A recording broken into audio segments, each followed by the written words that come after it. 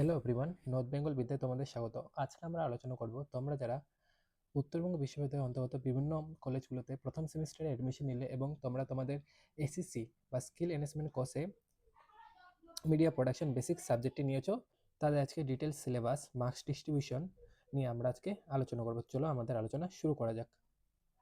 তাহলে তোমাদের যে সেক পেপারটা রয়েছে, এটি সেমিস্টার শেষে তোমাদের 80 মার্কসের পরীক্ষা হবে, যার মধ্যে 60 মার্কসে তোমাদের কি করতে হবে, থিওরি এক্সাম বা রিটেন এক্সাম দিতে হবে, আর 20 মার্কস থাকবে তোমাদের কলেজের হাতে। এবার যদি আমরা প্রশ্নের ধরন দেখি, তাহলে আমরা দেখব যে আমাদের প্রথমে কি থাকবে, আমাদের প্রথমে 3 মার্কসের কোয়েশ্চেন থাকবে, আমাদের লিখতে হবে 4টে 12 মার্কস, আর থাকবে আমাদের 6 মার্কসের কোয়েশ্চেন, এটা লিখতে হবে আমাদের 4টে 24 মার্কস, আর থাকবে বড় কোয়েশ্চেন 12 মার্কসের, এটাও লিখতে হবে আমাদের 2টো 24 মার্কস। তাহলে আমরা দেখি যদি, তাহলে 3 মার্কসের আমাদের লিখতে হতে 4টে 12 মার্কস, 6 মার্কসের লিখতে হতে 4টে 24 মার্কস, এবং 12 মার্কসেরও লিখতে হচ্ছে আমাদের 2টো 24 মার্কস। তাহলে এ হলো আমাদের টোটাল 60 মার্কসের এক্সাম, যেটা আমাদের সেমিস্টারের শেষে দিতে হবে। আর তোমরা যদি আমাদের কাছে অনলাইনে এই পুরো সেমিস্টার জুড়ে পড়তে চাও, তাহলে আমাদের এই নম্বরে কন্ট্যাক্ট করতে পারো। চলো, তাহলে আমাদের ইউনিট 1-এ রয়েছে ডিফারেন্ট টাইপস অফ মিডিয়া। যেহেতু এই পেপারটা আমাদের মিডিয়া প্রোডাকশনের ধারণা নিয়ে আমাদের আলোচনা করা হয়েছে, তাই আমাদের যে বিভিন্ন ধরনের মিডিয়াগুলি রয়েছে, যেমন প্রিন্ট মিডিয়া, ব্রডকাস্ট মিডিয়া, আর অনলাইন বা কভারেজেস, এগুলো সম্বন্ধে পড়তে হবে। প্রিন্ট মিডিয়া বলতে আমরা কি বলছি, দৈনন্দিন যে নিউজ পেপার বা খবরের কাগজগুলো হয়, বিভিন্ন ধরনের বইপত্র, ম্যাগাজিন হয়ে থাকে, এই সমস্ত আমাদের কি প্রিন্ট মিডিয়ার অন্তর্গত। ব্রডকাস্ট মিডিয়া, যেটা প্রচলন আমাদের সবথেকে বেশি, যেমন টেলিভিশন নিউজের চ্যানেলগুলো, তারপর এছাড়াও আগেকার দিনের মানুষগুলোর পাশাপাশি এখনও বিচ্ছিন্ন প্রত্যন্ত এলাকায় কিন্তু রেডিও একটা ব্রডকাস্ট মাধ্যম হিসেবে কাজ করছে। এছাড়াও আছে অনলাইন, যেমন বিভিন্ন নিউজ পোর্টাল, তারপর বিভিন্ন আমাদের নিউজের পেজগুলো, তারপর নিউজ পেপার তো রয়েছে, তারপর ম্যাগাজিন, এই সম্বন্ধে থেকে আমরা কি পাই, অনলাইনে বিভিন্ন নিউজ সম্বন্ধে জানতে পারি। তাহলে এগুলো আমাদের বিভিন্ন মিডিয়ার টাইপ।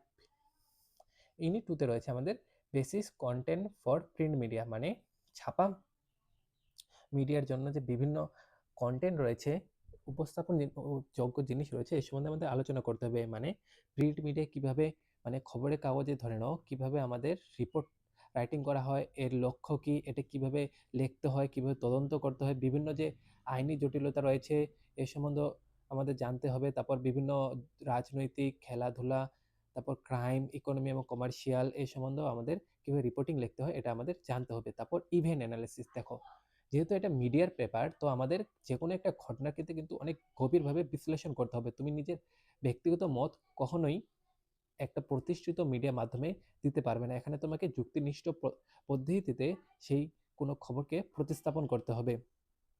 এছাড়াও আমাদের কি পড়তে হবে, স্পেশালাইজড ইস্যু, মানে আমাদের বিভিন্ন রিপোর্টে কি করতে হবে, তদন্ত করতে হবে। যেমন ধরে নাও ওয়ার, যুদ্ধ এবং বিভিন্ন সংঘর্ষ রিলেটেড বিষয় নিয়ে রিপোর্ট তৈরি করার সময় কী সব জিনিস জানতে লাগে। তারপর communal right and ethnic issue হয়ে থাকে বিভিন্ন, যেমন সাম্প্রদায়িকতা নিয়ে যেমন বিভিন্ন দাঙ্গা হয়ে থাকে। তারপর দুটো গোষ্ঠীর মধ্যে যে সমস্যা রয়েছে এই সম্বন্ধেও আমাদের জানতে হবে কিভাবে রিপোর্ট লেখা হয়। এর পাশাপাশি আমাদের বিভিন্ন যে প্রাকৃতিক দুর্যোগ হয়, যেমন ধরে নাও বন্যা, খরা ইত্যাদি সম্বন্ধে আমাদের যে বেসিক কিভাবে প্রিন্ট মিডিয়ার মাধ্যমে, মানে নিউজ পেপারে কিভাবে রিপোর্ট লেখা হয়, এই সম্বন্ধে আমাদের জানতে হবে ইউনিট 2-তে। ইউনিট 3-তে রয়েছে আমাদের কন্টেন্ট ফর ব্রডকাস্ট মিডিয়া, মানে আমাদের এই সম্প্রচার মিডিয়ার মধ্যে কিভাবে বিভিন্ন কন্টেন্ট তৈরি করতে হয় সে সম্বন্ধে জানতে হবে। যেমন আমাদের কন্টেন্ট ফর ব্রডকাস্ট মিডিয়া, মানে আমাদের সম্প্রচারিত যে মিডিয়া মাধ্যম রয়েছে, যেমন দূরদর্শন বা টিভিতে আমরা কিভাবে মিডিয়াটি তৈরি করি তা সম্বন্ধে আমাদের জানতে হবে। যেমন একটি আমাদের যদি খবরকে ধরি, এটা তৈরি করতে যে বিভিন্ন স্টেজ রয়েছে তার সম্বন্ধে জানতে হবে। যেমন কিভাবে এটা তৈরি করা হয়, বা তৈরি করার আগে পর্যন্ত কিভাবে বিভিন্ন পদক্ষেপ নেওয়া হয়, যেমন প্রি প্রোডাকশন অবস্থার সম্বন্ধে, তারপর এটা যখন প্রস্তুত করা হয় সেই সম্বন্ধে, এবং প্রস্তুত হয়ে যাওয়ার পর সম্প্রচারিত হবার বিভিন্ন যে স্টেজ বা ধাপগুলি রয়েছে সে সম্বন্ধেও জানতে হবে। কিভাবে এখানে দেখবে স্ক্রিপ্ট রাইটিং করা হয়, মানে ফিকশনাল কাল্পনিক কিভাবে স্ক্রিপ্ট রাখা হয় এবং নন ফিকশনাল স্ক্রিপ্ট রাইটিং করা হয়, এই সম্বন্ধে আমাদের জানতে হবে। আর ব্রডকাস্ট প্রোগ্রামিং ফরম্যাট, মানে ব্রডকাস্ট বা সম্প্রচারণের যে বিভিন্ন ধরনগুলি রয়েছে, মূলত দুটি ধরন আমাদের পড়তে হবে। একটা হলো রেডিও প্রোগ্রামিং, আর একটা টেলিভিশন প্রোগ্রামিং। রেডিও প্রোগ্রামিং যে বিভিন্ন পদ্ধতিগুলি রয়েছে, যেমন অ্যানাউন্সমেন্ট বা আলোচনা বা বাক্য বলা, টক, তারপর খবর ইন্টারভিউ নেওয়া এই সম্বন্ধে আমাদের পড়তে হবে। পাশাপাশি আমাদের টেলিভিশন প্রোগ্রামের মধ্যে পড়তে হবে, যেভাবে সম্প্রচারিত নিউজগুলি হয়, যেমন নিউজ ক্যাপসুল হিসেবে। তারপর পিটিসি একটা বিখ্যাত দূরদর্শনের মাধ্যম, যেখানে আমরা প্যাকেজ পিস টু ক্যামেরা কিভাবে করা হয়, তারপর কিভাবে খবর পড়া হবে, তারপর শর্ট ডকুমেন্টারি ফিল্ম তৈরি করা এবং শর্ট ফিল্ম তৈরি করা আমাদের টেলিভিশন প্রোগ্রামের অন্তর্গত একটি বিষয়। ইউনিট 4 এ পড়তে হবে কন্টেন্ট ফর কনভার্জেন্স মিডিয়া। দেখো, এই কনভার্জেন্স মিডিয়া বলতে আমরা সেই সমস্ত বলবো, যেমন কোনো ডিভাইসের মধ্যে যদি একের থেকে বেশি ফিচারকে একত্রিত করা হয়। যেমন ধরে নাও আমাদের ফোনে কি, ফোনে আগেকার দিনে যদি আমাদের কোথাও দিক নির্দেশন করতে আমরা কি ব্যবহার করতাম? ইউনিট 4 এ পড়তে হবে আমাদের content for convergence media. Convergence media বলতে আমরা দেখবে কনভার্জেন্সের অর্থ হলো একটি যন্ত্রের মধ্যে যখন আমাদের একের থেকে বেশি সুবিধা দেওয়া থাকবে। যেমন ধরে নাও আমাদের ফোন কিভাবে দেবে? দেখো, আগের দিনে আমাদের দিক নির্দেশনের জন্য কম্পাস ব্যবহার করা হতো, বা হিসাব করার জন্য ক্যালকুলেটর ব্যবহার করা হতো, বা কারোর সাথে কথা বলার জন্য যেমন ল্যান্ডলাইন ব্যবহার করা হতো। তো কনভার্জেন্স মিডিয়া হলো এমন একটি মাধ্যম যেখানে কি করতে পারবো আমরা, একটি মাধ্যমের সাহায্যে আমরা অনেকগুলো সুবিধা নিতে পারবো। যেমন আমাদের স্মার্টফোন, তো এখানে আমরা কি পড়বো, যে ডিজিটাল ইকোসিস্টেমের বিভিন্ন যে লেআউট বা গঠনগুলি রয়েছে সে সম্বন্ধে পড়তে হবে। যেমন পোর্টাল আইডেন্টিফিকেশন মানে বিভিন্ন যে অনলাইন ওয়েবসাইটগুলি রয়েছে সে সম্বন্ধে। তারপর ব্লগ মানে হচ্ছে অনলাইন ওয়েবসাইটে যে বিভিন্ন লেখা জিনিসগুলো রয়েছে সে সম্বন্ধে। এবং মাইক্রো ব্লগিং প্ল্যাটফর্ম, ছোট ছোট খবরের যে বিভিন্ন প্ল্যাটফর্মগুলি রয়েছে সেই সম্বন্ধে আমাদের পড়তে হবে। যেমন এর একটি উদাহরণ কি হতে পারে, যেমন ইনশর্ট নিউজ কি, এটা একটি ছোট ব্লগিং প্ল্যাটফর্ম যার মাধ্যমে আমরা বিভিন্ন খবর জানতে পারি। তারপর আমাদের কি পড়তে হবে, ইন্টারেক্টিভ ফ্রেমওয়ার্ক সম্বন্ধে, কিভাবে আমাদের ডিজিটাল প্ল্যাটফর্মে কন্টেন্ট তৈরি করা হয়, কিভাবে হাইপারলিঙ্ক যুক্ত করা হয়, এবং কিভাবে কোনো খবরের গভীরে যাওয়া হয় এবং তার মানে বের করা হয়। এছাড়াও আমাদের কি পড়তে হবে, ওয়েব ডিজাইনিং কনসেপ্ট। অনলাইন মিডিয়ার একটি অন্যতম মাধ্যম যেহেতু ওয়েবসাইট, তাহলে আমাদের কিভাবে একটি ওয়েব ডিজাইন করতে হয় তার স্ট্রাকচারাল থিওরিটা পড়তে হবে। তার সঙ্গে সঙ্গে বিভিন্ন টেকনিকগুলো পড়তে হবে, কিভাবে একটা সুন্দর এবং সাধারণ এঙ্গেজিং মানে উপস্থানযোগ্য, যেটা গ্রাহকগুলোকে আকর্ষিত করবে, কিভাবে এরকম ওয়েব ডিজাইন করা যায় তার সম্বন্ধে আমাদের পড়তে হবে। দেখো, তোমাদের কলেজে যেহেতু স্ব ইচ্ছায় বিভিন্ন ধরনের প্রজেক্ট দিতে পারে, যেমন আমি এখানে 4টা দিয়েছি যেটি তোমাদের সিলেবাসের মধ্যে ইনক্লুড করা রয়েছে। তোমাদের এই 4টার মধ্যে যে কোনো একটা কলেজ থেকে দিতে পারে। প্রথমে অপশানে রয়েছে, দেখো, create at least 2 pages of a news paper.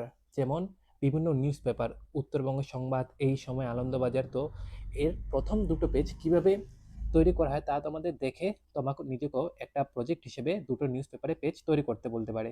Option 2 তে রয়েছে, create the cover content and the cover story of a magazine. Magazine মানে বিভিন্ন যে ম্যাগাজিন রয়েছে, যেমন পেশা প্রবেশ পেশা প্রবেশ, তারপর আনন্দমেলা, শুকতারা, এর বিভিন্ন ম্যাগাজিনগুলো প্রথম কভার পেজটা কিভাবে তৈরি করা হয় তার সম্বন্ধে জানতে হবে। আর অপশন 3 তে রেখেছি তোমাদের ক্রিয়েট অ্যান অরিজিনাল রেডিও ও টেলিভিশন প্রোগ্রাম, মানে তোমাকে নিজেকে একটি অরিজিনাল রেডিও এবং টেলিভিশন প্রোগ্রাম তৈরি করতে হবে। আর অপশন 4 এ রয়েছে, create a blog or simple website with at least 3 photograph and a story report. আর অপশন 4 এ রয়েছে, দেখো, তোমাকে ব্লগ ওয়েবসাইট, এই ব্লগ করা মানে তোমাদের ক্যামেরার সামনে নিজের উপস্থিত করা না। এই ব্লগ করা মানে হচ্ছে ওয়েবসাইটে বিভিন্ন যে লেখাগুলো থাকে কন্টেন্ট, এটা তোমাকে তৈরি করতে হবে। কিভাবে তৈরি করবে?